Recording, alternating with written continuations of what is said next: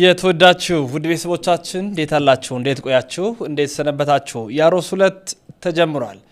ዛሬም እንግዲህ ሌላ አዲስ ርዕሰ ጉዳይ ሁሌ እንደምንለው አንዳንድ ርዕሰ ጉዳይ ይዘን ነው የምንመጣው። በዛ ርዕሰ ጉዳይ ላይ ሰፋ ያሉ መረጃ ማስረጃዎችን ለእናንተ የምናቀርብ ይሆናል። ታዲያ በአሁኑ ርዕሰ ጉዳያችን ደግሞ የምንመለከተው ከሰሞኑ ለኦርቶዶክሳውያኑ ትንሽ ውዝግብ የፈጠረ ለሌሎች ቤተ እምነቶች ደግሞ ደስታን ያጫረ ጥቂት ክስተት ተፈጽሞ ብልጭ ብሎ ጥፍት ብሏል። እሱ ነገር ምንድነው የሚለው ነው ማሳያችሁ። የእፎይና የልደተ ቃል ጉዳይ ሁለቱም በኦርቶዶክሳውያን ቤተ እምነት ላይ በተለይ በዕቅበተ እምነት ላይ የሚሰሩ ወንድሞቻችን ናቸው። ኦርቶዶክሳውያን ናቸው፣ ወንድማማቾች ናቸው። ልደት እንደምናስታውሰው ስለ ፕሮቴስታንቲዝም ዕቅበተ እምነት ላይ በደንብ ትኩረት ሰጥቶ የሚሰራ ፍጹም ተወዳጅ ቅን የሆነ ትጉ የሆነ እንደውም መጽሐፍ ቅዱስ እየሸለመ መጽሐፍቶችን እየሸለመ በርካቶችን የሚያነቃቃ ወንድማችን ነው። እፎይ ደግሞ እንደምናውቀው በእስልምና ላይ ላሉ የሚነሱ ጥያቄዎች እንዲሁም ዕቅበተ እምነታዊ ጉዳዮች ላይ ነፍሱን ጭምር ሰጥቶ በጣም የሚሰራ በርካታ ነገሮችንም እያደረገ የሚገኝ ወንድማችን ነው እፎይ። ታዲያ ከሰሞኑ እንግዲህ እፎይ ጠፍቶ ከተመለሰ በኋላ በተለይ በበዓለ ሆሳዕና እሁድ ላይ አንዳንድ ነገሮችን ተናግሮ ነበር። እሱ ምንድነው ክስ ተመስርቶብን ነበረ፣ በሽብር ወንጀል ተከሰሰን ነበረ፣ ፍርድ ቤትም ቀርበን ነበረ። ከዛ በኋላ እኛም መረጃዎችን አቀረብን። ወደ 100 የሚሆኑ ቪዲዮዎች ወደ 150 የሚሆኑ መጻሕፍቶችን አቀረብን።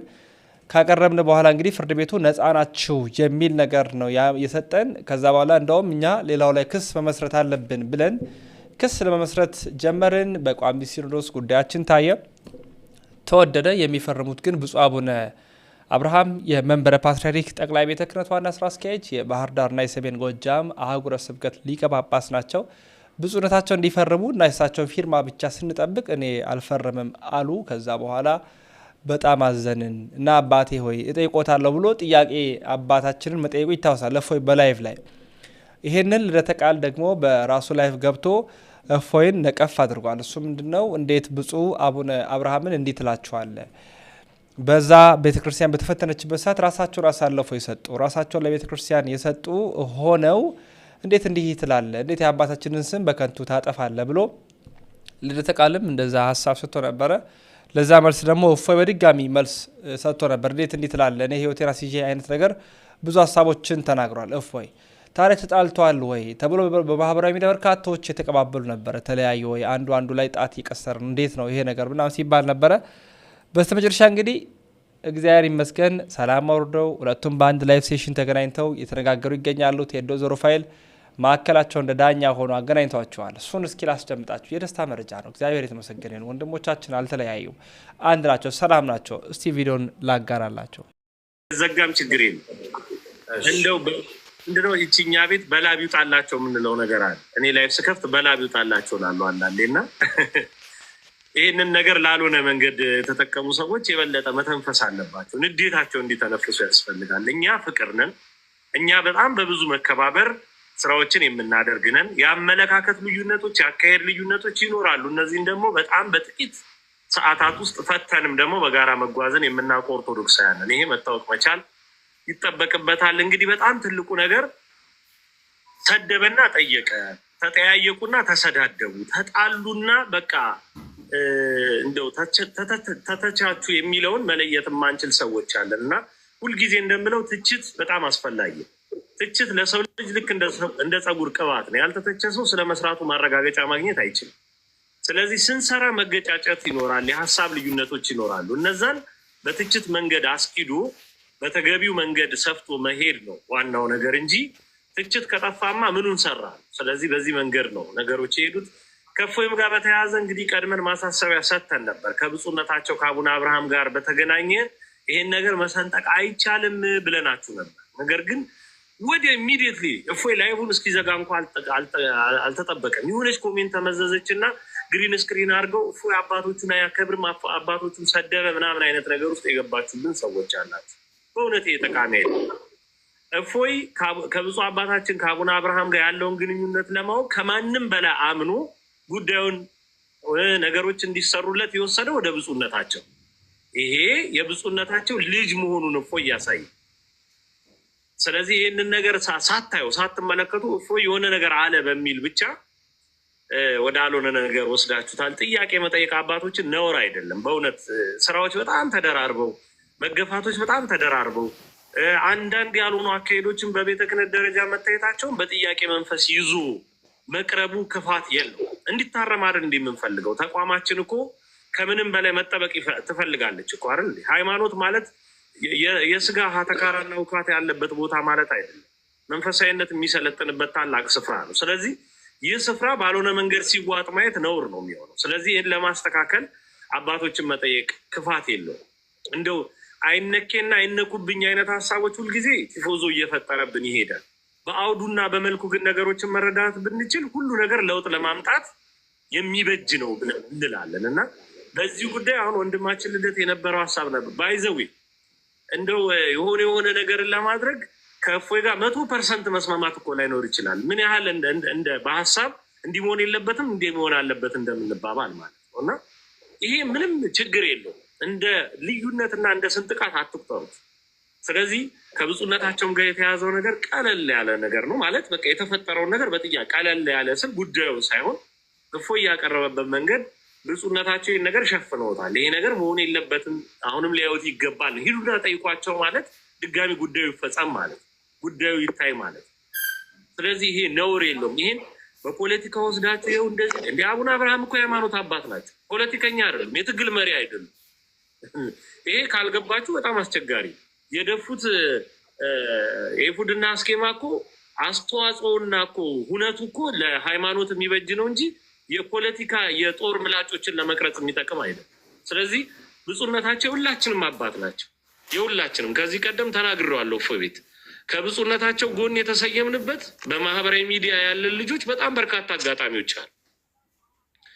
ነገር ግን ደግሞ በጥያቄ መንገድ ደግሞ መቅረብ የሚጠበቅባቸው ነገሮች ይኖራሉ። ይሄ ክፋት የለውም። ስለዚህ እንደው አሁንም ወደ ለየለት መንገድ ያንም አትውሰዱ። በወንድሞች መካከል ደግሞ አለቀላቸው በቃ። አረ በዕቅበተ እምነት ሁሉ የሰሩት አሉ። የምንፍቅና ዕቅበተ እምነትና የእስልምና ዕቅበተ እምነትን በሚል ፊገር ሁሉ ያስቀመጣችሁለት ሰዎች አላቸው። ሀገር የምታድግበት ማንነታችሁ ጭምር የሚቀየርበትን እንደው በጣም ቁጥራዊ ነገር ብትሰሩ እንዴትና የት ትደርሱ ነበር።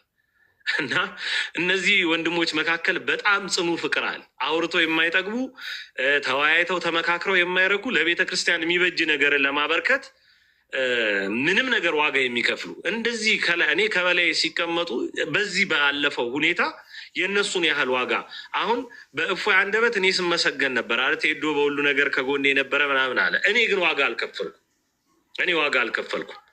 ዋጋ የከፈሉ ከተባሉ እንደነ ልደተ ቃል አይነቶቹ ደግሞ ሳይናገሩ ሳያወሩ ዋጋ ከፍለዋል። ስለዚህ በእፎይ ልደተ ቃል ዋጋ ይከፍላል፣ በልደተ ቃል እፎይ ዋጋ ይከፍላል። ሁለቱም ለሃይማኖታቸው ዋጋ ይከፍላል። ታላላቅ ወንድሞቻችን ናቸው። ስለዚህ የእነሱን ፍቅር እንደው እንድንማርበት ከነሱ መተቻቸትም እንድንማር። ይህን መተቻቸት ለመጥለፍ የተጠቀማችሁ ሰዎች አይምሯችሁ ጥሩ የማያስብ በቃ እፎይ የሆነ ነገር አለው ልደተ ቃል በቃ ገደለው፣ መርዝ አጋተው ልደተ ቃል በቃ ካራ ነሳበት ምናምን ሳንጃ መዘዘበት የምትሉ ሰዎች እንደዛ አይደል። ይህ ጽኑ ፍቅር፣ ይህ ጽኑ ተግባር ጽኑ የሆነ ትችት ይኖረዋል ውስጡ። ነገር ግን ያ መጠላላት አይደለም። እንዴት እንደሚፋቀሩ እነሱ ይነግሯቸዋል። እኔ ምንም አልናገርም። ይምራው የተባለው ሁኔታውን ዝም ብሎ ለማስረዳት ያክል ነው።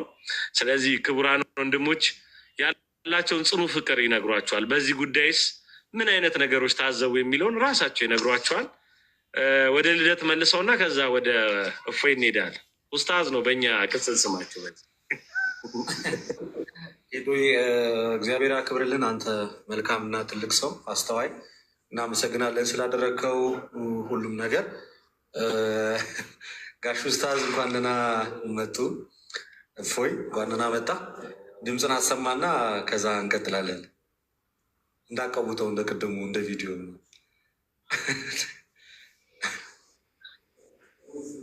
በየትኛው ቶን ይወጡ ሂድብኝ በቃ እዚሁ እኔ ላይ ሄድባሉ አላልከኝም ነው? ኦዲየንሱ እንዴት ነው? እሱ ቢሄድበት እንዴት ነው ያዋጣኛል? ቴዶ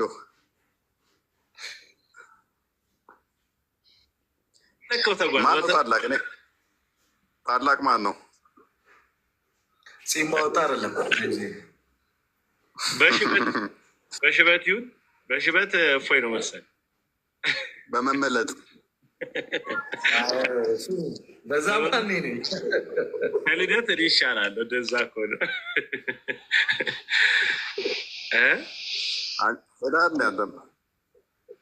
የእኔ ትንሽ ገባ ገባ ያለ ነው፣ ግን እንደ ልደት አይደለም። እንደ ልደት አዲስ ኪዳንና ብሉይ ኪዳን የኔ እያመለጠች ነው የኔ።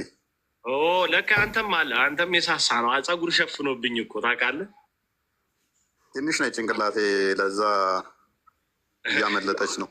ያንስ ተለቅ ቢል ኖሮ ይቆጣጠር እንትን ይል ነበረ።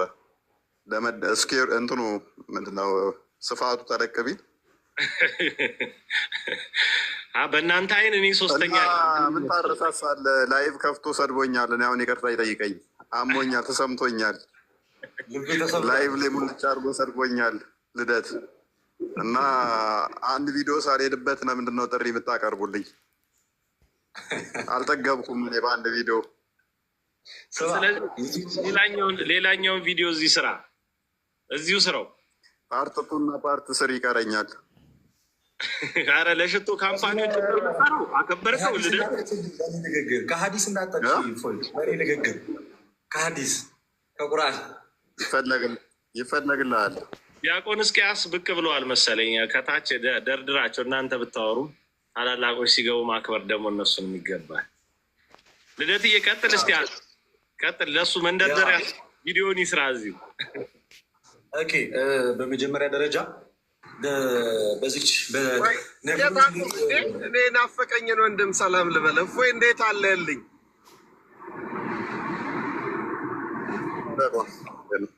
ሰላም ነው ወይ? እግዚአብሔር ይመስገን። እንዴት ነው? አምላክ ይመስገን። ድምፅን ስለሰማን መልክን ባናየውም ፎቶን ስላሳየን እናመሰግናለን። እኔ ራሴ እተባበራለሁ። ልደትን እንዳትለቀው በአንድ ቪዲዮ። እሺ ታዩኛላችሁ። ከሳምንት እንገለጣለሁ። ህማማቷ ምናምን ጥለፍና ላይቭ ብዙም የመግባት ፍላጎት አልነበረኝም። ጾሙ ምናምን ይለፍና ግን የሚገርም እንደ ልደት የሚወድ የለም። አፉ በለው። ኧረ ውሸቱን ነው። ይሄማ በጩቤ ራሱ አይደለም በጦር ወቅት ነው ራሱን እንጃ። እኔ የሚወደኝ አይመስለኝም። እኔ ሳምንቱን አስታውስ። ያው እንኳን አንተ ክርስቶስም የተከዳበት ሳምንት ስለሆነ እሱን እስር ብትሆኑ ጨብጦት ነበረ። ዶሮ እናስዋለን። ያለቀሰ ይቅር ትለዋለህ። ኧረ ኖ አሁን እኮ ቀጣይ ዶሮ መንበላበት ነው። ቢያንስ ዶሮ አሰርቶ ይምጣ። የባሌ ጎባ የአዳል በግ ያምጣ፣ አለበለዚያ እንዳትታረቀው። አሁን አመጡት ጨዋታ፣ አሁን አመጡት። ርስ ልደት አንድ በጣም ጎበዝ ነው። ሩዝ ሲሰራ በስማ በጣም አንደኛ። በኢየሱስ ስም ይቅርብኝ። እንደተጣላን አንታረቅ። ቴዶ ቻይና በሞላበት ኢትዮጵያ ሩዝ ማልወደውን ምግብ ይጠራል። አልፈልግም። ኦሪጂናሎች እያየሁ እፎይ እንደው ሩዝ ከሚበላ ማለት ነው እንደ ዮሐንስ መጥምቅ ቅጠል ቢበላ ይሻሏል። በቃ ረሃብ ርቦታል እንኳ ቢባል ማለት ምን በደልኩኝ? እንቆርጣለን። አሁን ጾም ሊፈታ ነው። እንቆርጣለን። በቃ ያኔ አዳል በግ ተብሏል። እንዳደመጥነው ነው እንግዲህ እግዚአብሔር ይመስገን። አሁን ተሳስቀው አንድ ሆነው ህብረታቸውን አንድነታቸውን አጠናክረዋል። ከቤተ ክርስቲያን ጎን ነው የሚቆሙት። እንግዲህ የእነሱን መለያየት የሚናፍቁ የእነሱን አንድ አለመሆን የሚሹ አካላት እንግዲያውስ ማፈር አለባቸው፣ ይፈሩ ብለናል።